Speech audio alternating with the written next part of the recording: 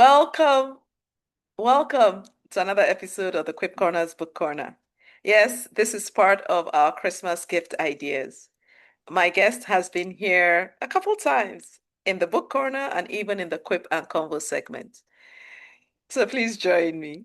You will enjoy this. I know you will. See you in a bit.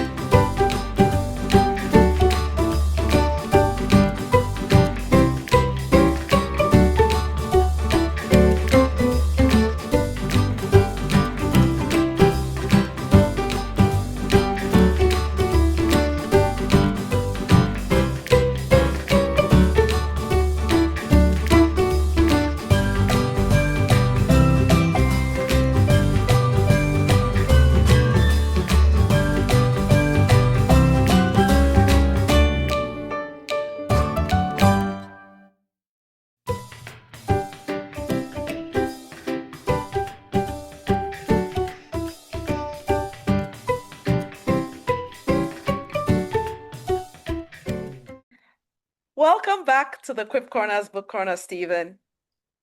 Thank you, Ada. It's as always, it's great to be with you and to be here. Yeah, the feeling is mutual. So I know you have two books. hmm Which one are we talking about today? Well, what I would like to talk about is my second book, which has been out about a year now. It's called A Hmm. Year in the Room. And what the book is it's a sequel to the first book, can be read alone, and on a standalone basis. Hmm. And it continues my story of my main character, Ben Cahill's journey through recovery from alcoholism. Okay.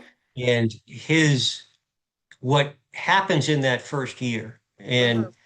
And not it's a serious subject, but I tried to write it in a kind of a readable manner, and I have some humor in there. And I put in a little romance subplot just to give it some, something fun. And I really am continuing to explore what recovery is like through this Hmm. character. And I really enjoyed writing it. It was a long, hard process, but I enjoyed writing it.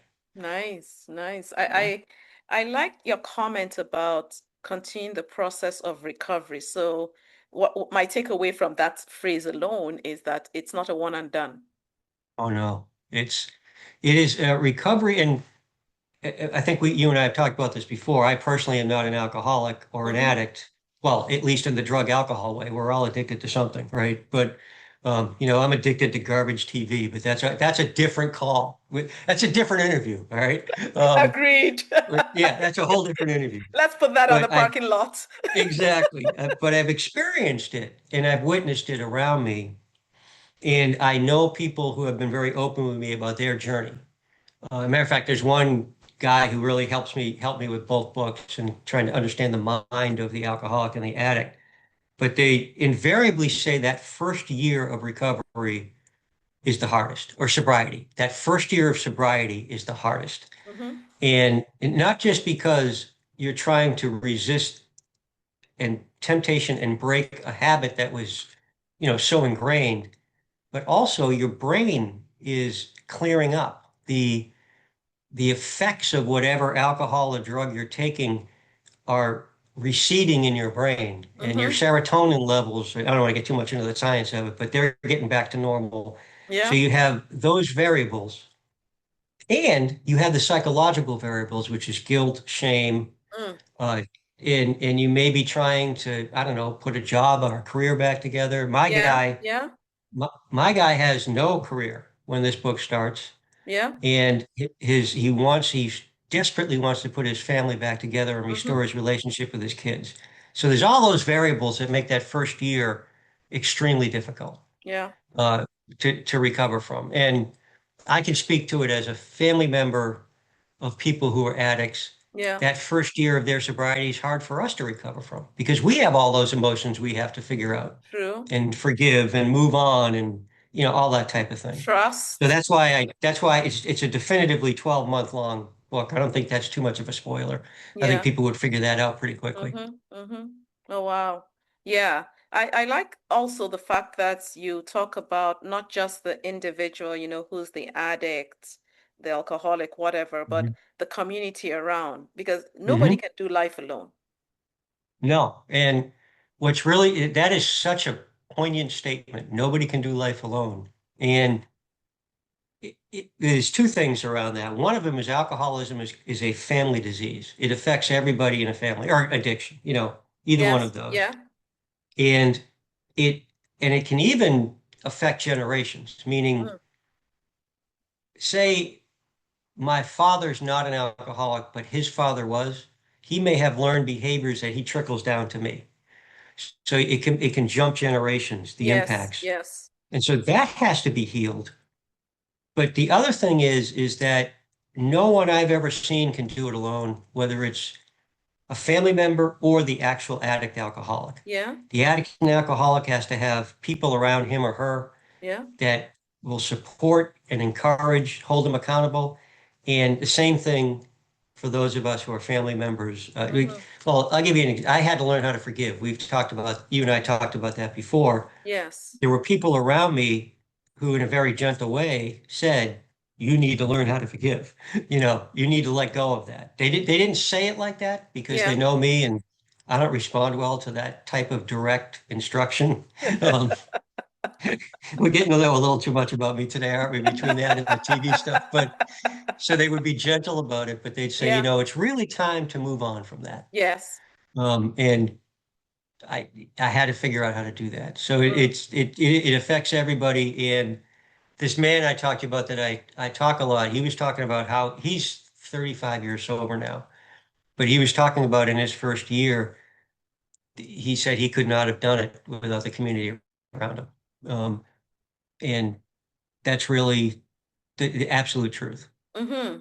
And I try to explore that in the book, Yeah. fictional, of course, but I try to Yes. explore that in the book and what it means for my character. Okay. So what I'm hearing is your target audience Mhm. is really not just the alcoholic or the addict, but even the Mhm. community around them.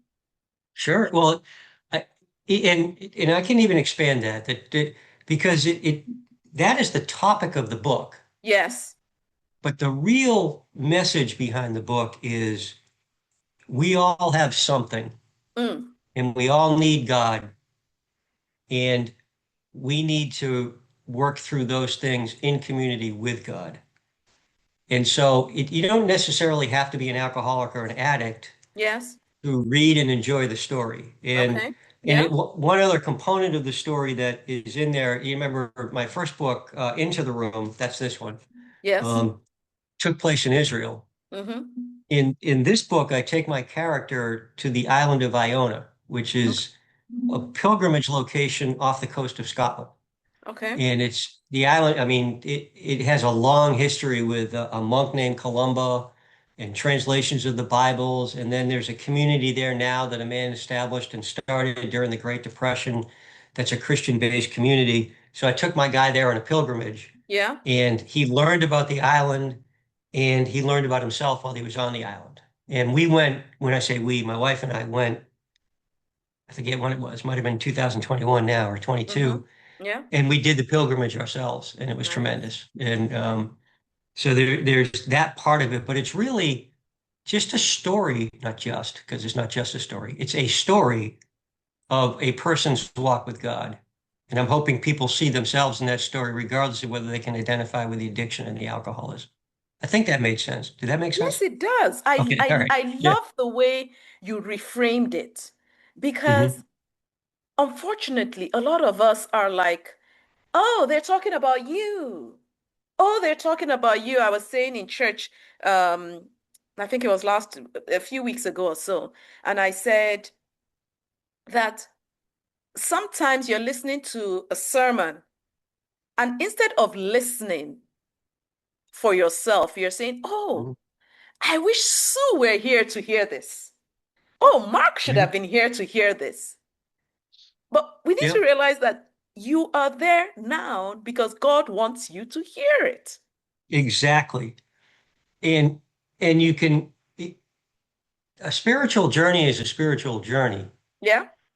And there's a common thread through everybody's journey, and that is at some point they decide that they're going to turn their life over to God. Yes? And it's just a question of what it is they have to move away from. Like I can give you a great example with me. This seems like the most minor thing in the world, but I used to be able to worry, anxiety worry Yeah? Yeah? at a level that was Olympian. I mean, I used to joke that if worry was an Olympic sport, I would have been that guy, Michael Phelps, the swimmer. And it wasn't until I started going through my journey with God, which really, maybe when I was around 40, really started to accelerate, that I realized that's as much a sin as anything else because I'm not trusting God. Yes? And the bad guy has figured out that if Yes? he gets me to worry, he's separating me from God. Yes? And then, so he can just move on to someone else at that point. Exactly. Because Or, like yeah, got this one. Let's move I on. got this one. And everyone thinks, well, it's just worry. Well, it's never just Yes. worry or Yeah. just whatever. And it's a question of where you're going to surrender. Mm. And my guy obviously is a super extreme example. This is a guy who tore his entire life down. What I would do is I could tear down an evening at home with my worry. I never tore down my marriage, but I Yeah. could tear down an evening at home. And Yeah. I'm not proud to admit what I'm just admitted. Yeah. Um, or ego. Ego is another thing, right? Yeah. There's a lot of ego with addicts and alcoholics because they really don't think they have a problem. Mm-hmm. And Mm-hmm. there's a lot of ego in the family around them because they don't think they have anything to do with it. And so Yeah. you have to confront that too. And when ego collides with Christianity inside a person, it can be a very dangerous place because that's when the judgment comes in. Yeah. Yeah.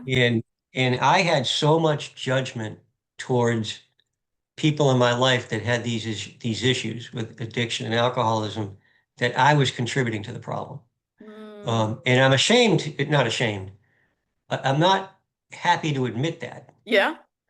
At the same time, as with everything with God, once I figured it out and started moving forward, now I can help someone else. True. And actually, the third book in this series is going to be called Beyond the Room, where my guy helps someone else with a problem. Yeah. And so these are all the things I learned, not just living the life, but doing this character and writing the books, Nice. which can be difficult writing about an Yeah. alcoholic. But it's Yeah. But someone said to me yeah. once, "Why don't you just write a little love story or something?" Like, But I that's just think not me. You know, it's you beautiful know. the way you have expounded on it, right? Because, like I said, someone is like, oh, they're talking about you. No, no, no, no, no. We're all, Yeah. like you said earlier, everybody's got something. Everybody's But got yeah. something. Well, what's that old joke? Somebody says to the pastor, I'm not going to go to that church because it's full of hypocrites. And he says, well, there's always room for one more. You know, the first time I heard that joke, I was like, uh-oh, that could be me. Yes, yes, Yeah. yes. Um, Yeah, but so, yeah, so I hope that people, I mean, and I know this sounds like such a serious subject, what I'm talking about with these books. yeah, My first priority was to write a book that entertained. Then there was a book that told a story. And yeah. so I believe the books are entertaining. I mean, obviously I'm biased, right? You But I should be, believe that, as you should yeah, be. but I believe they're an entertaining story as well as digging into these subjects and digging into what it is. And I don't like to read books that don't challenge me and don't Mm, make me look into myself. mm. And I don't like to write books where I don't have to look into my own Into, soul, so to speak. yes. Matter of fact, I wrote a blog post about that. It's going to get published somewhere in November. That I think if you are a faith-based author writing fiction, you need to be exposing yourself on the page, whether you're comfortable with that or not. Um, and I've exposed a lot of my weaknesses through my character. Um, and, Yeah. and it's scary how many weaknesses I have, but that's another. So we've got two now: garbage We've got TV two in the and kitty. and Steve's weaknesses. But but you have to be honest with yourself. Yes. And I just wanted to have a compelling book, and it takes me a long time to write a book for that reason. I can't I can't do like the book a year or like a Yeah. romance novelist who does two a year. I can't, and that's not a criticism of them either. Because I do a lot of endorsements for romance novelists. I don't have any Mhm. problem. It's just not me. It's not what I can Yeah. write. Well, And each to their I own, tried right? it once. It didn't work. Yeah. Yeah. Each to I their wrote own. about 15 pages and said, this is not for me. You're like, no, thank you. No, but I give up. I, and I love it, and I do admire the way they do it because especially the Christian romance, is great because Mhm. they always weave God in there, Yes. and Yes. it's really interesting. But anyways, I'm getting off topic here. No, no, it's all part of it. It's all part of the conversation. So, how or where can people get copies of your books? well, on Amazon, obviously, if you just put in Into the Room or A Year in the Room or Stephen Yeah. Rogers, Hmm. although Stephen Rogers sometimes is difficult because of Captain America, because that's Yes. his name. So sometimes you get all kinds of shields and everything else. But and also my website, Okay. Stephen-Rogers.com. Okay. And it's STEVENROGERS. And Okay. on there, it gets you to Amazon, but you can also get in touch with me and I can send autographed copies or, mail books directly. Yeah. Um, and, if you're anywhere near Richmond, Virginia, if you just get a hold of me, I'll deliver the darn things to you. It's not, Beautiful. I'll drive 200 miles to sell 5 books. It's just, Nice. because Nice. Okay. to me, it is such an honor to have someone want to read something that I wrote Hmm. that it's staggering to me that anybody wants to read something that I wrote. And Yeah. so I do anything I can to get them in people's hands. Okay. Nice. Okay. Well, thanks for that. Yeah, I really love autographed books. There's just a Yeah. different feel for me. At least that's how I feel about autographed books. But thanks for I sharing. collect them. I have a whole shelf upstairs. I collect them and I love it. I And with can Christian imagine. authors, it's great because they also give you like a Bible verse or something with it. So, Yes. Yes. there's more to Nice. it than just the signature. Yeah. Exactly. Exactly. Yeah. Yeah. Well, thanks again for joining me in the book corner and sharing your book and a bit about yourself. I know we didn't plan that coming in. Sorry. Sorry about that. No, but you see, Yeah. that's how God reminds us that we're Yeah. human. You said Yeah, everybody's it's got true. something, and you Everybody's just got wanted to something. show off some of your something. So it's Yeah, all good. everybody's got something. Yeah. Sugar and garbage TV are my problems. And, yeah, but I'll take those. I'll take those after what I've seen some other people have. So that's good. Well, thanks again for joining me. Thank I you. really appreciate the time. Thank you so much for having me. You're welcome. Was I right or was I very, very right? Stephen's comment about everyone's got something stuck with me. We all got something. But as we journey with the Lord, we can get through that something. You'll see how you get copies of his book below this, and I look forward to reading your comments on this video. Feel free to share the video with others in your circle. God bless you. Bye now.